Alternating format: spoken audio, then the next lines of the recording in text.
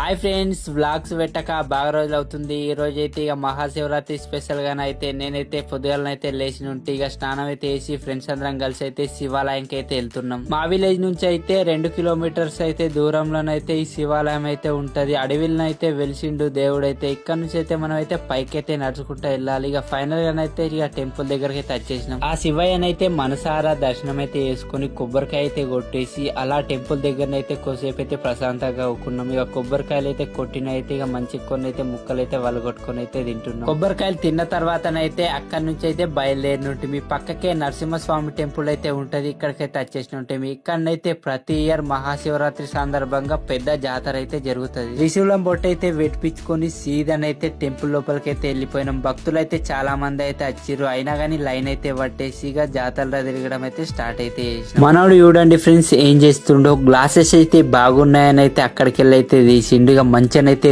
ఊడుస్తుండు. ఇక ట్రై చేద్దామని అయితే పెట్టిండు. గ్లాసెస్ పెట్టిన తర్వాతనైతే ఇక చీకటి ఉందని అయితే అయిపోయిండు. అన్న రేట్ ఎంత అని అన్నకైతే అడిగిండు. అన్న ఏమన్నాడు 250 అనగానే ఇక మనోడు ఏం చేసి 2 చేతులు అయితే జేబులు అయితే పెట్టుకొని అక్కడ నుంచి అయితే పర్రరాయిండు. పార్ట్ 2 లో మళ్ళీ కలుద్దాం. Please do follow and subscribe.